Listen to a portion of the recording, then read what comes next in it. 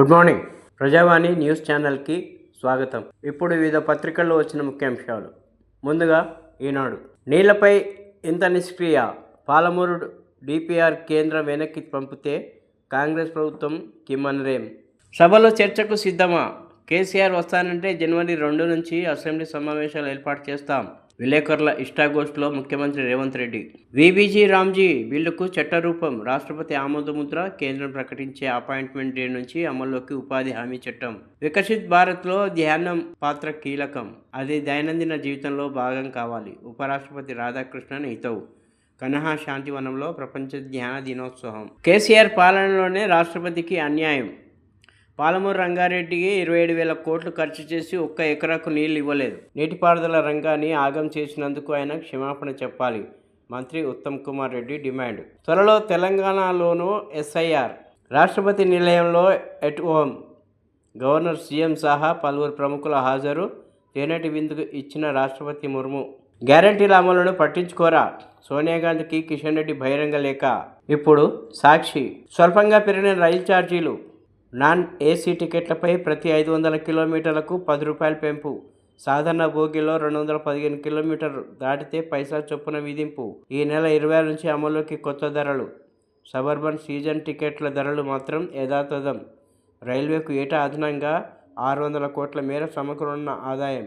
420 హామీలలో మూసీలో కలిపారా, లేక గాంధీభవన్లో పాతరేశారా? తెలంగాణ ప్రజలకు చెప్పండి, లేదంటే అభయ హస్తమే మీ పాలిట భస్మాసుర హస్తం అవుతుంది.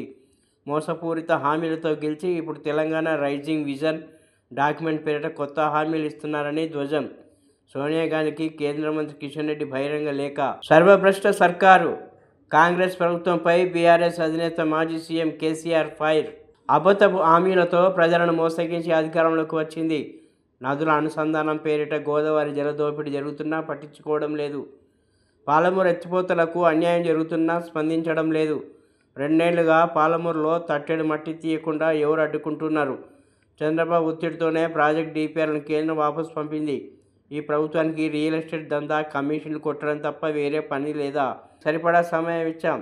తెలంగాణ హక్కులకు ఒక్క నొక్కు పడినా సహించం. కేంద్ర రాష్ట్ర ప్రభుత్వాల వైఖరిని ఎండగట్టేందుకు త్వరలో కార్యాచరణ. భారీ ప్రజా ఉద్యమం. జిల్లాలో బహిరంగ సభలు, నేను స్వయంగా హాజరవుతా. గ్లోబల్ సమ్మిట్లో 5.70 లక్షల కోట్ల పెట్టుబడులు వచ్చాయంటూ ప్రజలను ఎంతకాలం వంచిస్తారు? మేము ప్రజల ఆస్తుల విలువ పెంచితే ప్రస్తుతం భూముల ధరలు కుప్పకూలాయి. కేసీఆర్వి 90% అబద్ధాలే. సాగునీటి రంగాన్ని నాశనం చేసింది ఆయనే. మంత్రి ఉత్తమ్ కుమార్ రెడ్డి మండిపాటు. గుడ్డు 8 రూపాయలు, టమాటా 60 రూపాయలు. దొండకాయ, ఉల్లిగడ్డ, ఆలు ధరలకు లెక్కలు. పెరిగిన ధరలతో జనం బెంబేలు. మార్కెట్కు 500 పట్టుకెళ్తే సంచి కూడా నిండట్లేదని సామాన్యుల ఆవేదన. కూరగాయల దిగుబడిపై చలి ప్రభావం. తగ్గిన దిగుబడి, పెరిగిన వినియోగదారులతో ధరలు పైకి. రాబోయే రోజుల్లో మరింత ధరలు పెరుగుతాయంటున్న మార్కెటింగ్ వర్గాలు. ముందు అసెంబ్లీకి రండి.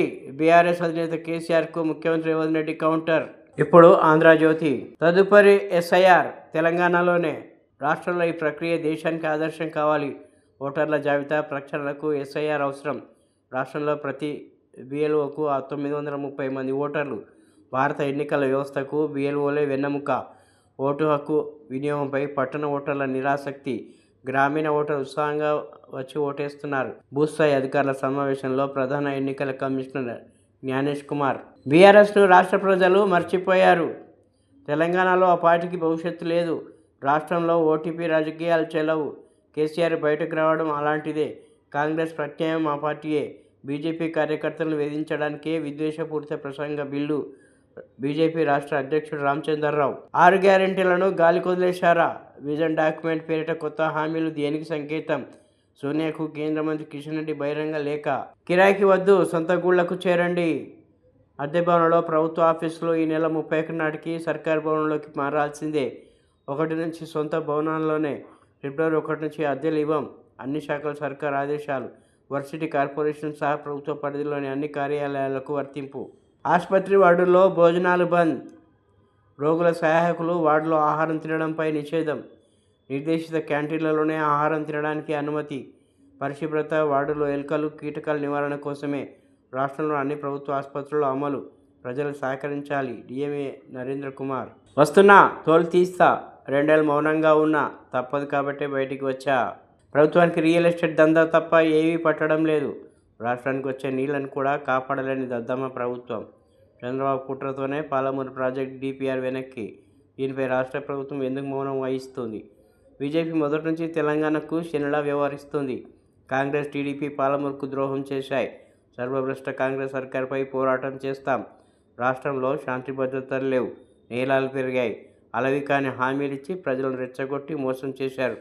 ఫార్మాసిటీ భూములను అమ్మేందుకు ప్రయత్నిస్తున్నారు. కేసీఆర్ చనిపోవాలని తిడుతున్నారు. వారి నోటికి మొక్కాలి.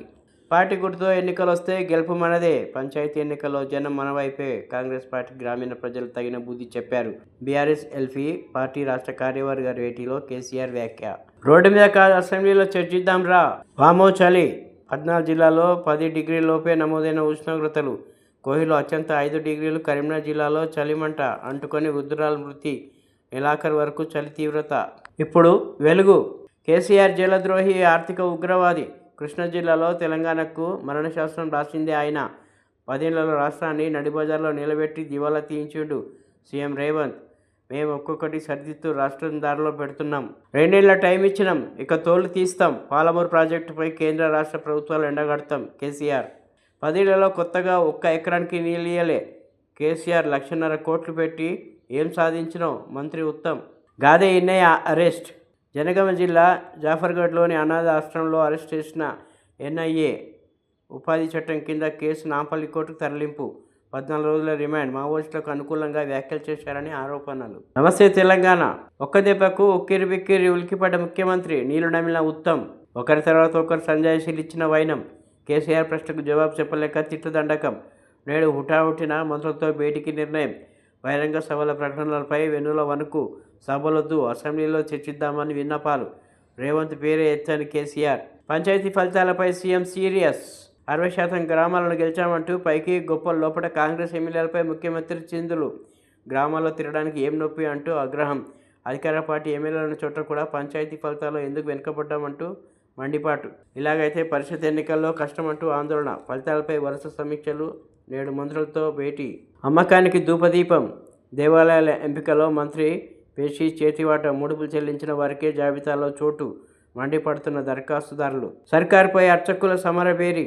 DDNS చైతన్య యాత్ర నేటి నుంచి జనవరి 7 వరకు రోజుకో జిల్లా యాత్ర. ధూపం దీపం కింద వేతనం 35,000 పెంచాలని డిమాండ్. ఈ ప్రభుత్వం సర్వభ్రష్టం. కేసీఆర్ జలగర్జన. పాలమూరు కోసం ప్రజాయుద్ధం.